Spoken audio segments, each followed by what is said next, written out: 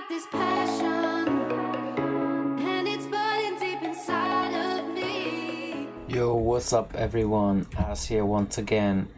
Today we got the new fusion, the new legendary called Gurptuk Mossbeard. As you can see, you can fuse him with a Fan Cleric, Catacomb Counselor, Seneschal, and Umbral Enchantress. And there's a whole bunch of events going on to get all the single rares to fuse this champion. Catacomb Counselor is the only one that you won't be able to get from an event directly, so you need to fuse him. Throughout the fusion, there will be a whole bunch of events, as you can see here. You should aim to complete as many events as you can in order to get these champions. The champion training event is definitely the biggest. As you can see, you will get Hatched Slinger, Corpulent Cadaver, Ghoulish Ranger, and Soulbound Boyar from it. That is definitely the one you want to 100% complete. As you can see here, it just started. The rewards of this event are decently good, I would say. A little bit of silver here and there, but you're mostly looking for those champions. I have all those champions, but I definitely want to get a second Soulbound Boyar because I don't want to feed my first one. And I'm definitely aiming to get the Fan Cleric as well. If I can get the legendary tome, that would be amazing. And here's some Dungeon Divers and a Summon Rush.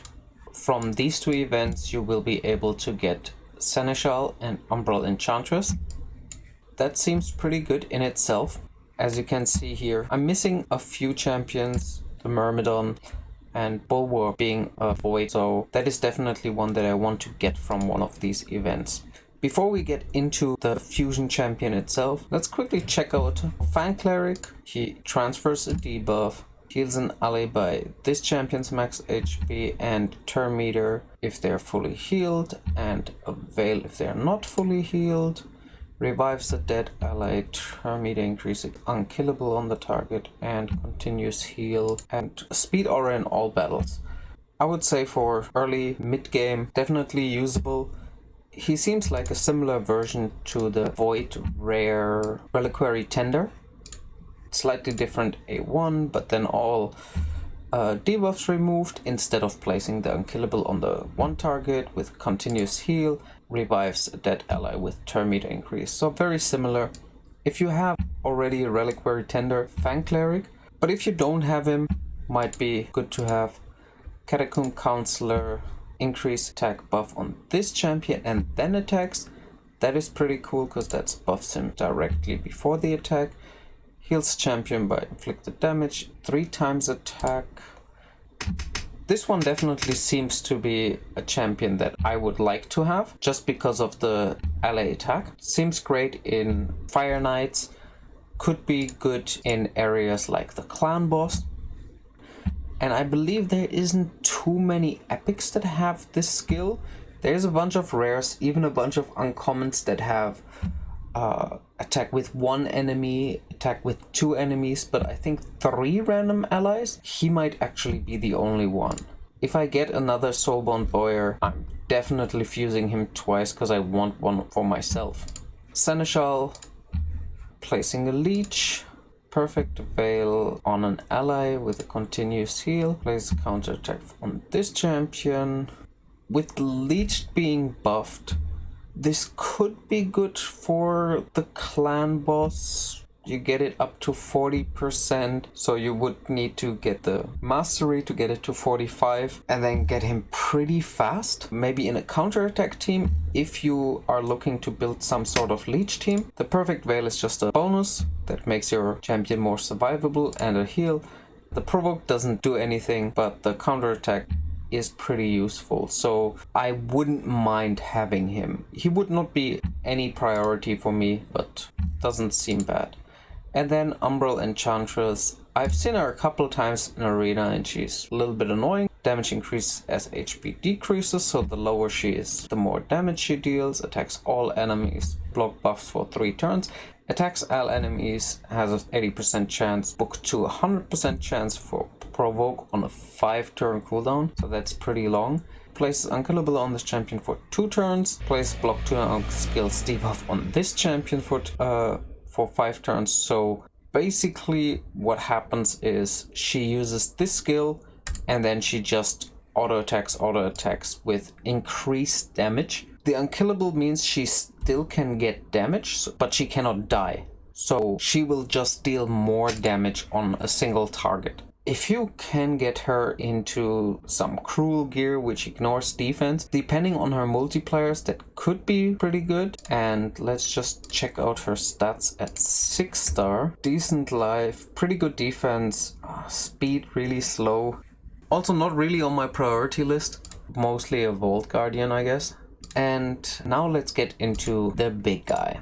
A couple of you might have seen the data mined skills already from channels like Stu Gaming or something. They are all exactly the same as you have already seen. Attacks an enemy twice, multi-attack is always good. Places a 15% continuous heal buff for 1 turn on allies under poison debuffs. Removes all debuffs from one ally, then heals them by 30% of their max HP and places a shield buff on the target equal to 20% of their max HP. I wish it was his max HP. Actually, let's go to his stats at 6-star. He probably has higher HP or higher base HP than most other champions, especially attack champions, where this is probably the most necessary. I'm not really a fan of shields equal to the max HP of them, but mostly heals and shields from the max HP of the actual casting champion, because they usually have high HP. And then his A3 places 3 poison debuffs on all allies for 3 turns. These debuffs cannot be resisted or blocked. Also has an 80% chance of placing block buffs on all enemies for 2 turns on a 3-turn cooldown. This one goes up to 100. Let's go to this. The heal is on a 2-turn cooldown.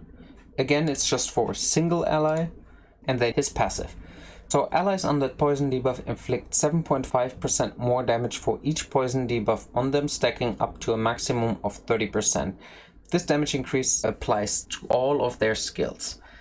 Also increase each ally's rest by 15% poison debuff on them. I've thought a little while, like, where could this be useful? And one thing that immediately came to my mind are these super high res arena teams where you just stack res.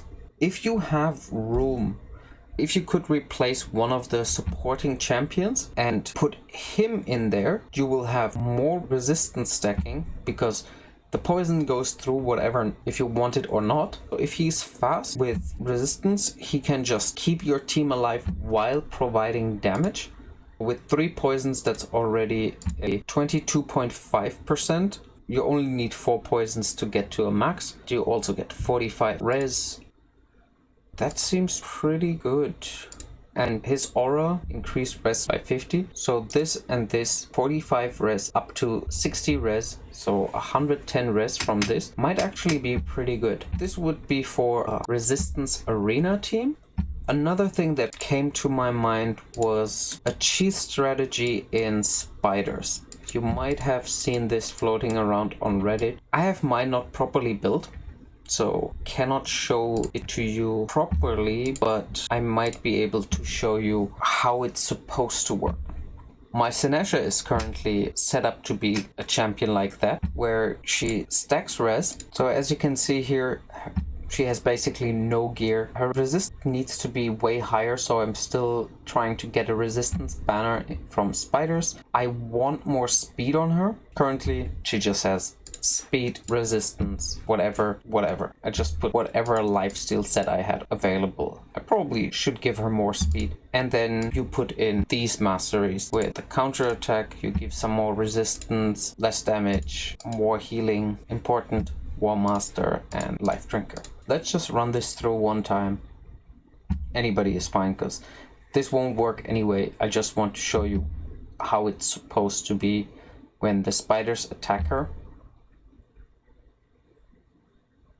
So spiders, some spiders attack, come on, and she gets a counter attack. And then once the next set of spiders attacks, she should get another counter attack in. Come on. counterattack, counterattack, and she heals herself to almost full all the time. So you want to put as much damage as you possibly can to hit the spider down. And as you can see, it didn't really work because she doesn't have the speed slash the stats. It's more spider's 20 strategy than a strategy like for lower end spiders, because the HP thresholds are just too low. So the spiders don't deal enough damage to constantly proc her counterattack. Or something like this, I could see him work, because he would place the continuous heal and he would poison the entire team. And especially for something like Coldheart, if this is something similar to Bat Alcazar, where he increases the damage just by 15% if there's a poison on the target, if he can get the 22.5% poison. Let's say you have 2 Coldhearts, this guy, plus an Armiger, and then whatever tank, it could be Bellower, Senesha, what is the 2-star called? Zephyr Sniper. So for a strategy like this, I think this guy could be really good, and I want to try him out for that. He doesn't need to be 6-star, just fast placing the poisons and giving more resist to the tank, so he doesn't get poisoned from the spiders all the time, and he will constantly put a shield and heal them, as you can see. So if you make him fast, he will be your supporter for this strategy. This is what I had in mind when I saw this champion. Give more damage and then heal your cheese strategy. And you might be able to get it to a reasonable time, like 2 minutes or maybe even 1 minute, with a team like this, where you're basically just focusing on killing the spider while your cheese tank tanks it out. Should you invest in this fusion? I don't really think he's a mandatory champ for any reason. He seems very niche, but he is a legendary, and some legendaries get buffed over time. So if you have the champs, if you're like me and maybe need 1 champion here and another 2 here, then go for it. If you don't have the resources available and want to go for one of the fusion champs, definitely Catacomb Counselor. He's probably your best bet in this regard. There is a summoning rush coming. Depending on the point, you might use some shards. There's no double shard event currently in place, so be conservative with your shards and try to make the best out of the other events mostly. That's all I wanted to talk about for today. I hope you enjoyed it. If you liked it, consider subscribing. And until then, peace out.